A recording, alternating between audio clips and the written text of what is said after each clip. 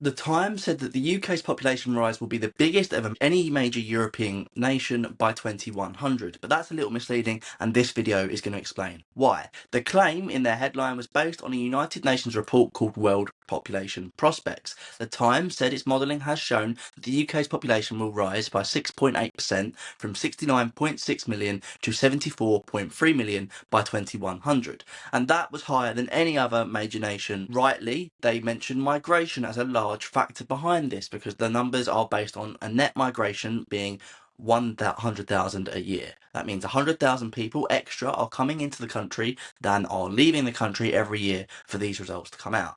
And that's a fair enough target because migration to the UK has been over 100,000 for a while now, although I don't think it's a parameter put forward by the Times, so maybe let's not give them too much credit for this. It's also true the results the Times showed would see the UK undergo the biggest population rise, taking over people like France, Italy, and Germany. The misleading bit, though, is that they don't actually show the projections. They don't show the range of uncertainty, which dramatically change the results.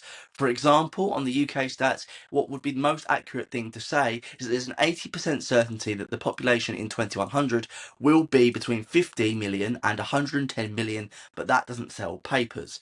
The line they reported was based off the median line, which quite clearly, if you look at the post that I'm on the screen, there is an 80% chance it would fall anywhere in the scope of the two thicker lines. That would make the median line of the population tens of millions off and therefore wildly wrong.